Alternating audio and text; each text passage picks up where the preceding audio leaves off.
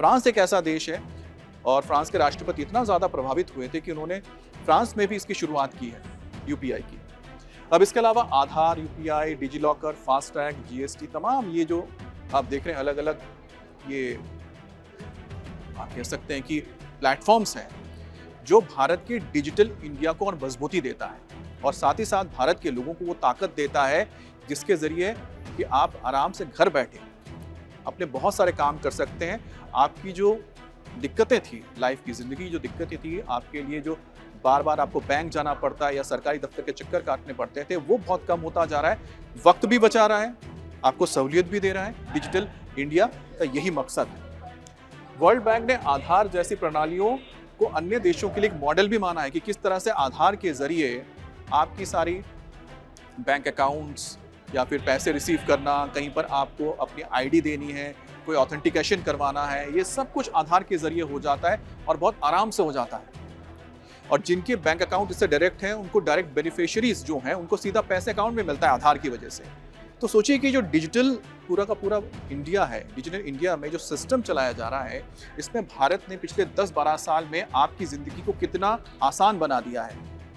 और ये विजन किसका था? ये विजन था प्रधानमंत्री मोदी का, डिजिटल इंडिया का, जिसको लेके विपक्ष की ओर से कई बार मजाक भी उड़ाया जाता है। लेकिन आज पूरी दुनिया क्या मानती है कि भारत में जो डिजिटल इंडिया को हम कहते हैं डिजिटल सिस्टम है, वो पूरी दुनिया में यूनिक बनकर आया, जिसमें यूपीआई का मैंने जिक्र किया था। भारत अब आईटी सर्विस के साथ लार्ज स्केल डीपीआई इनोवेशन के लिए भी जाना जाने लगा है। तो पूरी दुनिया अब भारत का लोहा मानती है डिजिटल सेक्टर में, खास तौर पे डिजिटल पेमेंट, यूपीआई।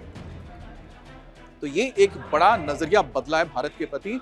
अब भारत को डिजिटल के क्षेत्र में एक पावर के तौर पे देखा जाता है और साथ ही साथ एक ऐसी जगह जहां पर इनोवेशंस हो रहे हैं, नई चीजें लाई जा रही हैं और लोगों के जीवन को और ज्यादा सरल बनाया जाता है, सिंपल बनाया जा रहा है। अब बात आती है रिन्यूएबल एनर्जी की। रिन्यूएबल एनर्जी यानी कि आपके पृथ्वी को बचाने की कोशिश, धरती को बचाने की कोशिश, इसके वातावरण को बचाने की कोशिश, पॉल्यूशन को कम करना और ग्रीन हाउस गैसेस के एमिशन को कम करना, इसको लेकर लगातार चर्चाएं हुई, बहुत सालों से चल रही है। स्कूल में आपने भी पढ़ी, हमने भी पढ़ी, आज भी बच्चे पढ़ रहे हैं। लेकिन इसको लेकर कदम क्या उठाया जा रहा है और भारत का इस पर क्या रुख है? दुनिया के बड़े बड़े देश बोलते बहुत हैं लेकिन करते कम हैं। लेकिन भारत जैसा बोल रहा है, कमिटमेंट दिखाता है, तो वो करता भी है। अब सोचिए कि सोलर पावर की अगर बात करते हैं तो सोलर पावर 2014 में कितना हम प्रोडक्शन कर रहे थे? 2.82 गीगावाट। और आप कितना कर रहे हैं? 162 गीगावाट जून 2026 तक इतना भारत ने प्रोडक्शन कर रहा है आज तक। अब इसको और भी आगे ले जाना है और कितना आपने ग्रोथ किया है? करीबन 57%, 57% का जंप यहाँ पर देखा जा सकता है। तो एक लीप है 10 से 12 साल के अंदर। विंड पावर 21 गीगावाट, उससे बढ़कर 57 गीगावाट तक पहुंच गए हैं 2026 तक। ये 2014 का आंकड़ा है। India top global solar and wind market के तौर पर सामने आया है। क्यों आया है? क्योंकि भारत में बढ़ावा दिया जा रहा है। दुनिया की जो कंपनीज हैं वो इन्वेस्ट कर रही हैं विंड मिल्स बनाने में, उसके अलावा सोलर पावर में इन्वेस्ट कर रहे हैं। इसके साथ ही भारत ने एक बहुत बड़ा काम किया। ISA के जरिए ग्लोबल क्लाइमेट लीडरशिप भारत ने ली है। ISA क्या है? यह है international solar alliance, solar alliance. और इसकी नींव प्रधानमंत्री मोदी ने रखी और आज के वक्त में इंटरनेशनल सोलर अलायंस में कई देश जैसे फ्रांस और भारत इसके मुख्य आप कह सकते हैं कि जिन्होंने फाउंडेशन रखी थी, और भारत में ही इसका इस वक्त हेडक्वार्टर भी है इंटरनेशनल सोलर अलायंस का। इसके जरिए पूरी दुनिया के देशों को जोड़ा जा रहा है, जहां पर बहुतायत में यानी कि 365 दिन में सबसे ज़्यादा सूरज की रोशनी रहती है, ताकि वो सोलर एनर्जी का इस्तेमाल कर सकें। और आज भी प्रधानमंत्री ने एक बार फिर से इस बारे में जिक्र किया कि किस तरह से भारत लगातार सोलर एनर्जी के क्षेत्र में दुनिया का अग्रिम देश बनता जा रहा है और लोगों को प्रोत्साहित किया जा रहा है कि भारत में कि ज़्यादा से ज़्यादा सोलर पावर्स का इस्तेमाल करें, अपने घरों में सोलर पावर लगाएं, जो सिस्टम आता है उसको लगाइए सोलर सेल लगाइए, खुद अपनी बिजली पैदा कीजिए और अपना जो बिजली का बिल है उसे जीरो कर लीजिए। और इस क्षेत्र में भारत लगातार काम करता हुआ जा रहा है। तो एक बार फिर से देखिए कि भारत किन किन क्षेत्रों में नंबर 1 लीडर बनता जा रहा है। उसमें से एक रिन्यूएबल एनर्जी भी है, जहां भारत ने बहुत तेजी से तरक्की की है। और आने वाले वक्त में यानी कि 2047 तक आप देखिएगा कि भारत हो सकता है कि लीडर बन जाएगा रिन्यूएबल एनर्जी के क्षेत्र में। तो ये भारत के प्रति दुनिया का भी नजरिया बदला है।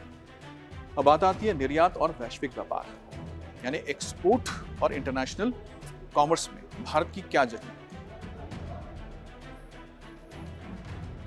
गुड सर्विस एक्सपोर्ट्स हम करते थे, ये है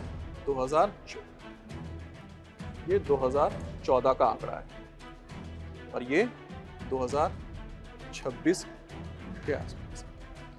तो 2014 के बाद से भारत ने जो एक्सपोर्ट्स है उसमें कितना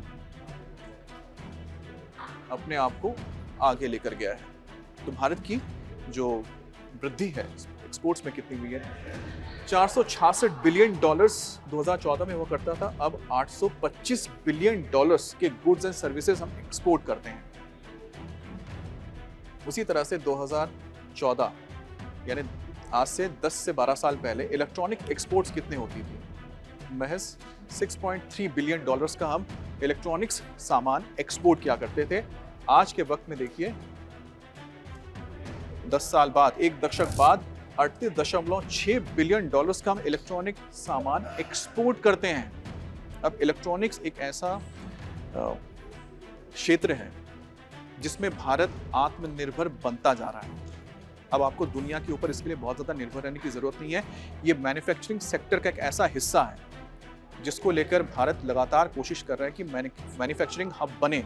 और आज भी जब प्रधानमंत्री मोदी ने जिक्र किया लाल किले से देश के विकास के बारे में, तो उन्होंने ये भी बताया कि किस तरह से भारत को अब मैन्युफैक्चरिंग हब बनना है, क्वालिटी प्रोडक्ट्स दुनिया को देना है। जो भारत का जो सामान दुनिया में जाए तो लोग उसकी चर्चा करें क्वालिटी के लिए, इनोवेशन के लिए। फार्मा में एक्सपोर्ट देखिए तो फार्मा में 2014 तक 15.4 बिलियन डॉलर्स हुआ करते थे, वो बढ़कर अब 30.5 बिलियन डॉलर्स तक पहुंचा है। तो इसमें भी एकदम डबल छलांग लगाई है। IT, pharma, engineering, business service में भारत की भूमिका मजबूत हुई है। लेकिन साथ ही अब भारत को किस नजरिए से देखा जाता है, China +1 manufacturing supply chain hub के रूप में मान्यता मिल गई है। सोचिए पिछले एक दशक में भारत ने जो मेहनत की, मेक इन इंडिया के बारे में जो लगातार कहा जाता था, उसका मजाक भी उड़ाया जाता था, अब मेक इन इंडिया ने कितना काम किया कि भारत आज के वक्त में पूरी दुनिया के लिए चाइना +1 यानी कि चाइना को ही सप्लाई चेन या मैन्युफैक्चरिंग हब माना जाता था, अब भारत को उसका ऑल्टरनेटिव के तौर पर देखा जा रहा है। और भारत की कोशिश है कि एक वक्त ऐसा आए कि भारत चाइना को पछाड़ के दुनिया का मैन्युफैक्चरिंग हब बन जाए और सप्लाई चेन का भी नंबर 1 लीडर बने।